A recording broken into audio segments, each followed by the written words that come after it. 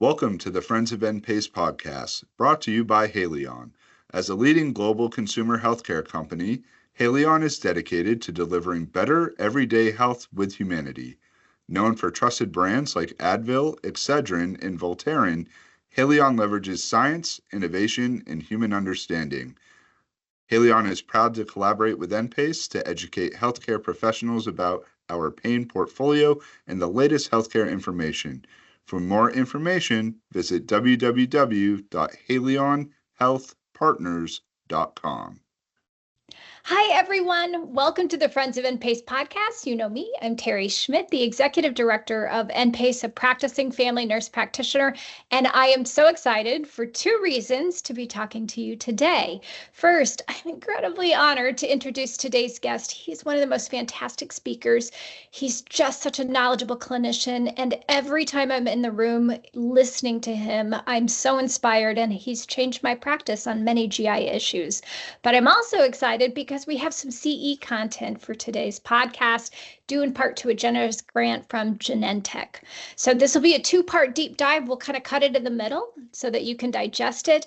But we're going to talk today about inflammatory bowel disease. But first, I want to introduce our guest. Dr. Peter Buch is a clinical gastroenterologist with over 35 years of teaching experience. Teaching is his passion. His style is case-based, practical, very interactive, and he's so much fun. Dr. Buch is a nationally known speaker who has been honored to teach at NPACE previously. He's taught at the University of Connecticut APRN School and has mentored dozens of advanced practice nurses. He's a clinical professor at the ECHN campus of the University UNECOM. Did I say that right? Unicom. That's correct. Unicom, perfect. And you're the associate clinical professor at the University of Connecticut School of Medicine and the Frank H. Netter MD School of Medicine. Dr. Buch, thank you for being here with us. Terry, it's a real pleasure to join you today, and I'm looking forward to our interactions. Thank you. I am as well, and I'm so excited about this for a few reasons. But here in season 2 of the podcast, to start us before we jump into the topic, out of curiosity, I'm asking everyone how they ended up in healthcare. How did you end up here? Well, I'm going to give you more specific. How did I ended up in gastroenterology? I'd always wanted to be in medicine.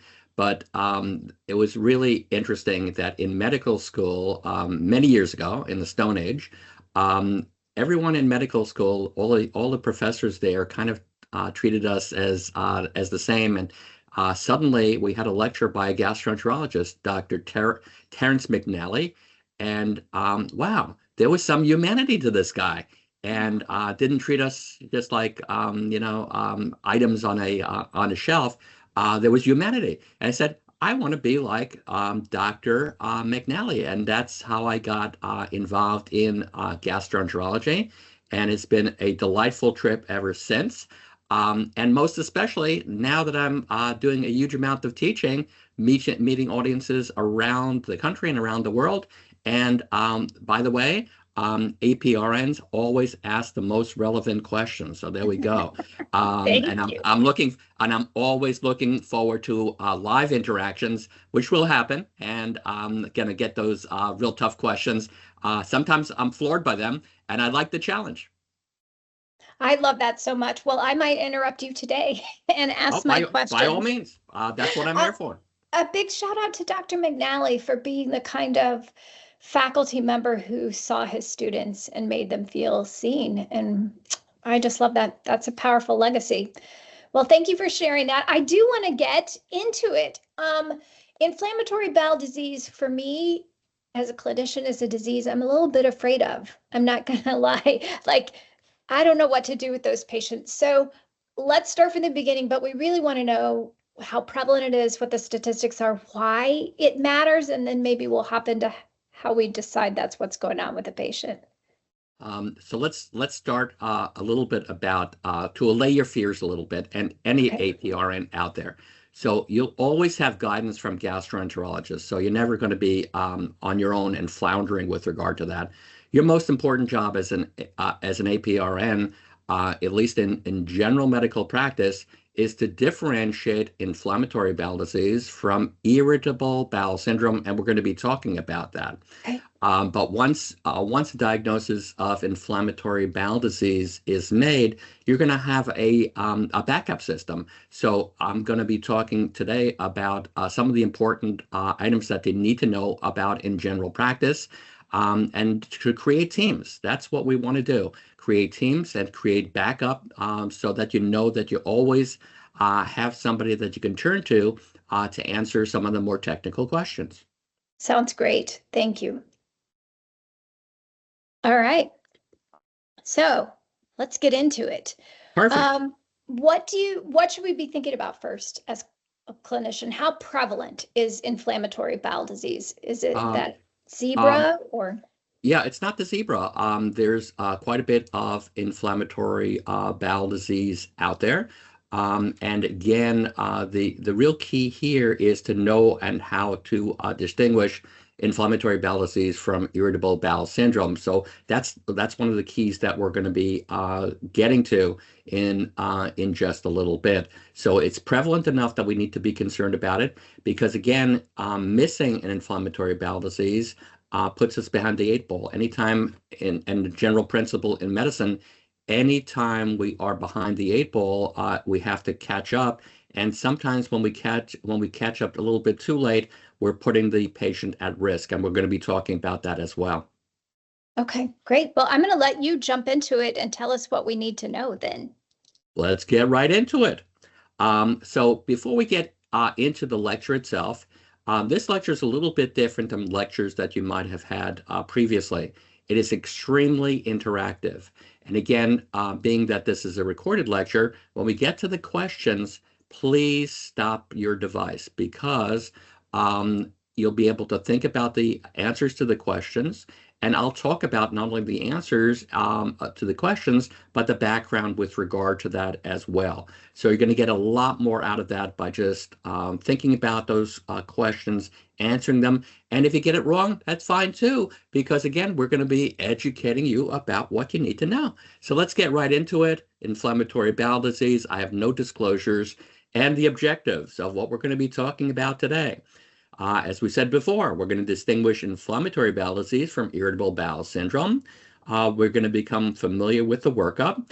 We're going to become familiar with the treatments, and we're going to become aware of some of the controversies surrounding inflammatory bowel disease.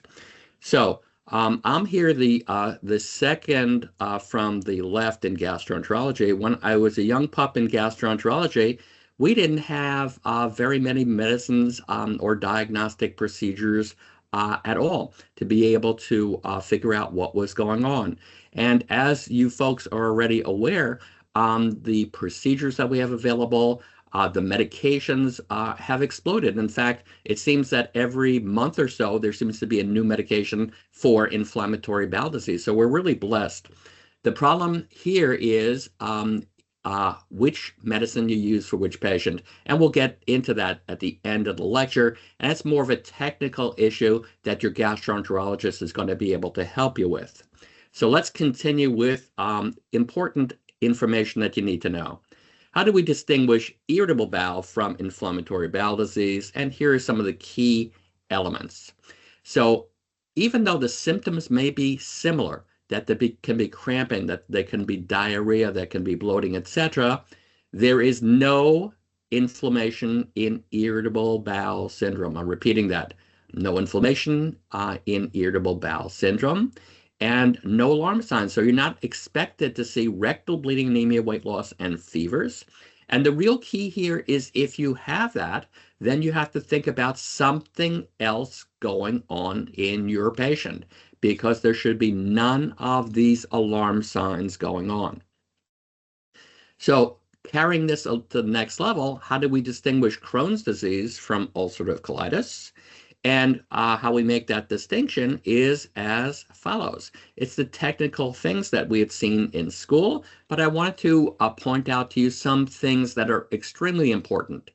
So on Crohn's disease, on the left-hand side, we can just see Crohn's disease can affect any location from mouth to anus, And ulcerative colitis is located location to the rectum and the large intestine. Blood and mucus, not usually common in Crohn's, but much more common in ulcerative colitis. Abdominal pain, more common in Crohn's. There can be some abdominal pain with bowel movements, but it's much more common in Crohn's disease. Fistulas or abnormal connections in Crohn's, more likely. Fistulas, less likely in ulcerative colitis. But again, another important feature that I want to reemphasize for all of you is that the usual age group when we're thinking about inflammatory bowel disease, as we all know, teenage to the 20s, sometimes into the 30s. But there's another peak of inflammatory bowel disease, and that is at over age 60. 20 to 25% of inflammatory bowel disease can occur at that older age group. And that's one of the important things that I wanted to emphasize for all of you. Some of the inflammatory bowel disease that we encounter is indeterminate, meaning that we're not sure whether it's Crohn's or ulcerative colitis, and the gastroenterologist that you work with will be able to help you make that distinction over time. So here's our first interactive question. Remember to pause your device, think about this, and it's really important, and I'm going to tell you why it's so important in just a moment. Between Crohn's disease and ulcerative colitis, which is curable and which is treatable? So again, between Crohn's disease and ulcerative colitis, which is curable and which is treatable? And the answer here is ulcerative colitis. When the ulcerative colitis is removed, it is cured. Crohn's disease is treatable because after surgery, high likelihood of recurrence, 60 to 70% chance of recurrence. But then when ulcerative colitis is removed in a colectomy, it is cured. So why is this important for APRNs? Why this is important is because you are all advocates for your patients, as we are as well. And sometimes when we're going along the line of treating with one medication and the next medication, the next medication, and the next medication, we may not be making the kind of progress that we want. And again, for gastroenterologists, some of my colleagues feel that, if you're losing a colon, it's a tremendous loss. The bigger concept here is what's going to be better for the patient. Is it better to lose that colon and have the patient have a full recovery? Or is it better to just continue medication after medication after medication? So now you'll be able to be an advocate for the patient and ask, well, after second or third medicine, should we really be continuing in this direction? Or should we be thinking about surgery? What are the pros and cons? Be that advocate. And let's continue. There's more to tell you about. Describe how these are related to inflammatory bowel disease. Food, stress, and familial history. Remember, I'd like you to stop the device because, again, you're going to learn a whole bunch more when you stop your device and think about these answers. And one of the other important things that I want to re-emphasize, because it's an older concept and I wanted to make sure none of us are thinking about this anymore. It used to be said that stress is the source of inflammatory bowel disease. It is not the source at all. But let's talk and look at the answers. And here are the answers. Food exacerbates pre-existing disease. It's not the cause. And we're going to be talking about food in just a little bit. Stress is not the source of IBD, as we said before, but it can be exacerbating pre-existing disease. So one of the situations that you'll be seeing that I've seen many times over the years is a patient with inflammatory bowel disease. It hardly matters whether it's Crohn's or ulcerative colitis, who's been doing very, very well over a lengthy period of time, and suddenly there's a divorce. Suddenly there's a parent that dies. Suddenly there's a kid that goes bad, and it's not unusual at all for that to just suddenly cause an exacerbation of the illness when the patient has been doing well for a very lengthy period of time. Here's another important feature that I want you to know about, and that's that family history. 15% of patients with IBD have a family history. And it goes beyond what you might think about, because this can cross over from Crohn's to ulcerative colitis. So it can be in the same family, Crohn's disease, ulcerative colitis in the same family, not just Crohn's to Crohn's or ulcerative colitis to ulcerative colitis. It can be a crossover. There's a really important feature that we need to know about in general practice because it impacts the patient so much. Up to 90% of patients with inflammatory bowel disease avoid certain foods or have restrictive eating habits. They have anxiety over foods. Mediterranean diet seems to be the very best diet for these patients, but again, there can be exacerbations of the situation based on this restrictive eating behavior. And again, it can be to the point of patients not taking enough fiber. I remember in years gone by, I had a patient who just absolutely would not take any fiber. Fiber is necessary for all patients.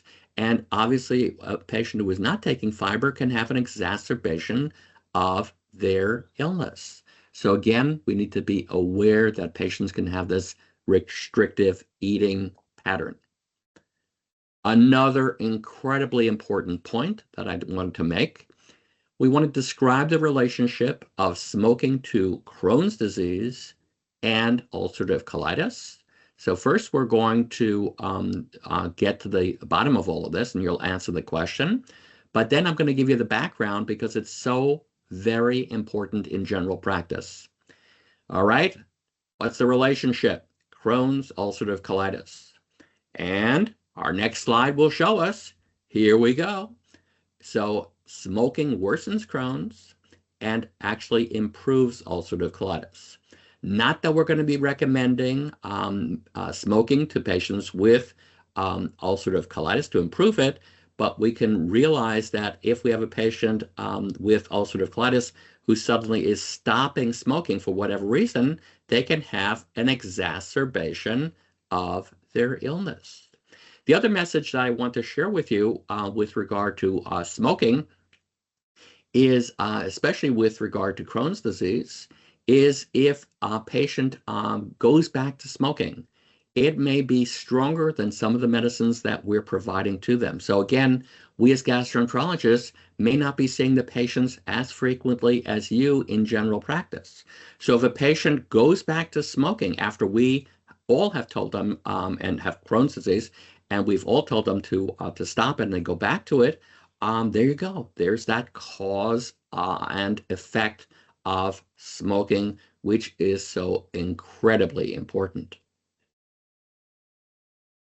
Another important feature, and this is something that we've discovered in the last few years, can inflammatory bowel disease and irritable bowel syndrome coexist? So that's one of the key elements that we want to talk about. So can they coexist? So the answer here is yes, they can. And we've discovered that in recent times. Let me tell you what happened in years gone by.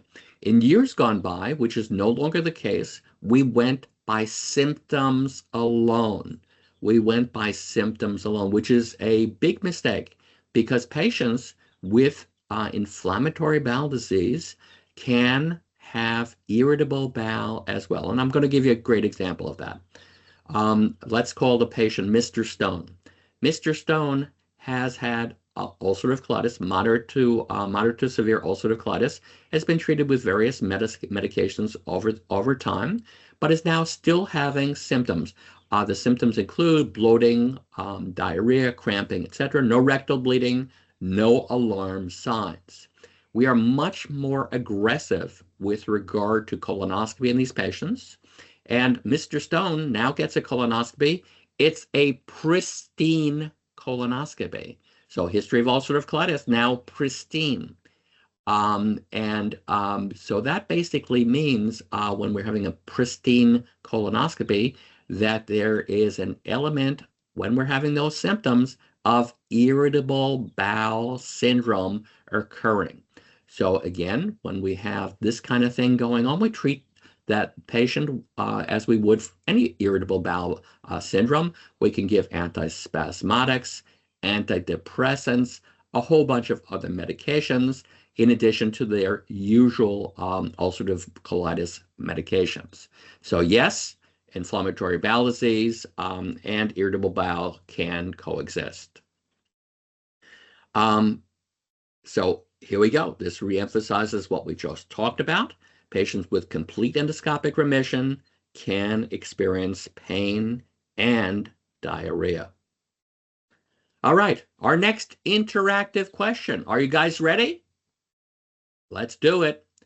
Next question is, what are the clinical features of Crohn's disease? And we talked about that before in one of the first few slides, and here we go. Diarrhea, pain, weight loss. There can occasionally be fever. There can be a palpable right lower quadrant mass. These are all clinical features of Crohn's disease. Our next interactive question, there seem to be a lot of them, but we want you to learn all of this. It's really important. What do we need to think about in the differential diagnosis of Crohn's disease? And here we go. Here's the answer. We can think about irritable bowel, ischemic bowel disease, poor circulation, certainly cancer. Tuberculosis of the small bowel is much more common in third world countries, but can exist. The big one that we need to think about when we're talking about this is NSAID use. NSAID use can cause small ulcerations that can resemble inflammatory bowel disease and celiac disease. There are a whole bunch of others, but I just want to give you the highlights. The most important of which, when we're talking about the differential diagnosis of Crohn's disease, is NSAID use. So the evaluation, let me take you through this process. You know a lot of this, but I want to give you some of the newer elements here. Certainly we know about doing these basic testing, CBC, CRP, CAT, MRI, but endoscopy, colonoscopy. This is a double balloon enteroscope. It's something that has been developed in the last few years to allow us to visualize the entire small intestine. So we can now visualize the entire small intestine, whether up above, doing it endoscopically, colonoscopically, we have access, but we also have the ability to do biopsies as well. Capsule study, we'll talk about that in just a little bit.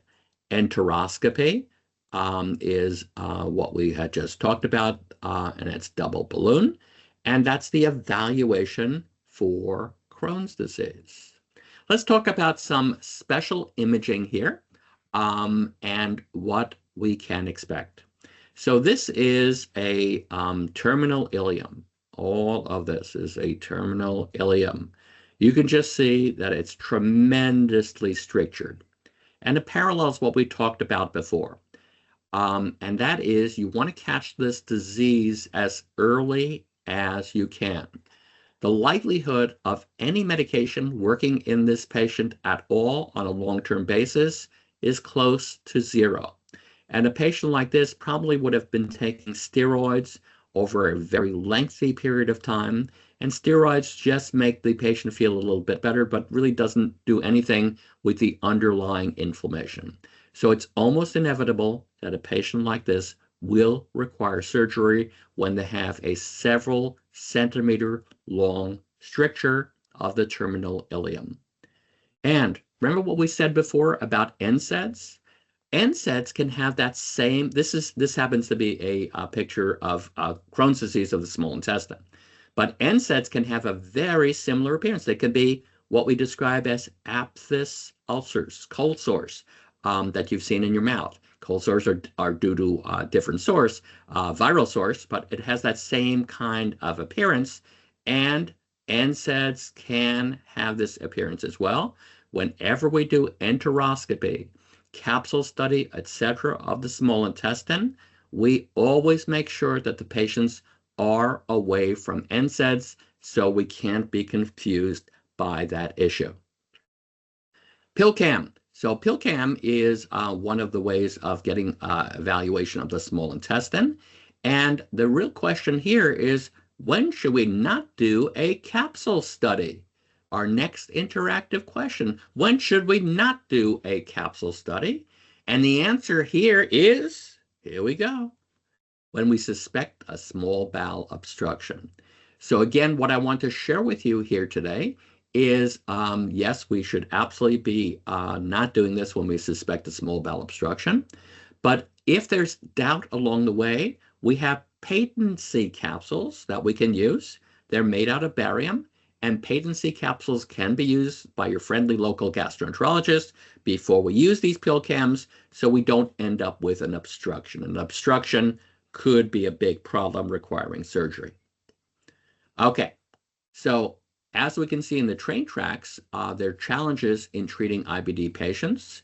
Patients with IBD show marked heterogeneity to therapy. Therapy that puts one patient into remission may be ineffective in another. And we're going to talk a little bit about that towards the end. But I want you to be aware of that because there have been very few side-to-side studies at this point. There are dozens of medicines out there, but there have been few side-to-side studies. So we rely on clinical expertise. We rely on other kinds of studies to give us information, but again, it's very, very limited. Dr. Buck, can I ask you a question? Yes, Before we ma'am. dive into medications, one, as a clinician, oh my gosh, we give so many NSAIDs for various reasons. Does it impact all patients like that in their intestine to have those aphthous ulcer-like lesions with NSAIDs? And does everybody know to stop all NSAIDs 7 days before they have any kind of GI study with camera pictures? Great question. So let's start. So let me start with the second part first. Yes, that's part of our directions. It could be 5 to 7 days before the procedure. Yes, absolutely not to have any NSAIDs at all because it can cause confusion, as you had seen. So the question is, when do NSAIDs cause problems? We don't know because again, everybody has a different sensitivity to NSAIDs. Why do NSAIDs sometimes cause ulcers in certain individuals and why not in others? Well, we know in ulcer situation, it's Helicobacter. But in small intestine, we don't know why certain people have ulcers and certain not. And remember, there's another important component of this as well. NSAIDs can cause colonic irritation and ulceration as well, even if you don't give it as a suppository. So that can happen as well. It happens more likely in patients with ulcerative colitis, but it can happen spontaneously with NSAIDs of any sort. Not very common, but it can happen. So, okay, that's good to know. It's wildly interesting to me, and I'm going to let you jump into medications, that there haven't been a lot of head-to-head studies comparing medications. So is much like what we do in mental health, we try a med and it doesn't work, so we try a med. Is that kind of how therapy goes sometimes with these patients? Unfortunately, there tends to be a sense of direction of critical mass thinking that most people are heading to one direction or another based on some of the thought leaders. But again, everybody's an individual. And again, you'll find among gastroenterologists A might be prescribing for the exact same kind of patient one medication, gastroenterologist B next, and gastroenterologist C a third one. And we'll get into that when we talk about some of the medications. And the reason why there have not been a lot of side-to-side studies goes way back. There have been those kinds of studies done year after year. Because when you're doing those kinds of studies, you're putting tens of millions of dollars on the line. If your product does not exceed the other product, wow, you can be just shooting yourself in the foot. So that's why a lot of the companies are not doing it. And sometimes it turns out that way. And it's been shown in the literature that some of the medicines in years gone by have shown just exactly that, that they were not as effective as other medications. So side-by-side studies do not exist. and to a large degree, there are some, but not the kind that we want. And again, we also, the other part that's really interesting is we need to know phenotypic process of disease in individuals. And that's why it's so difficult. And that's why I added that slide previously. You can be treating two separate patients with the same exact medicines who have the exact same symptomatology, and they may not respond the same way. We don't have the genetic components yet that may be very, very useful. And then maybe other components as well. There may be microbiome components of these individuals that play a role as well. So we're not quite there yet. So we're going, as you said before, to a certain degree by the seat of our pants. Try it and see what happens. Yep, that makes total sense to me. So genetics and microbiome will probably play more of a role in the future. Okay. Absolutely.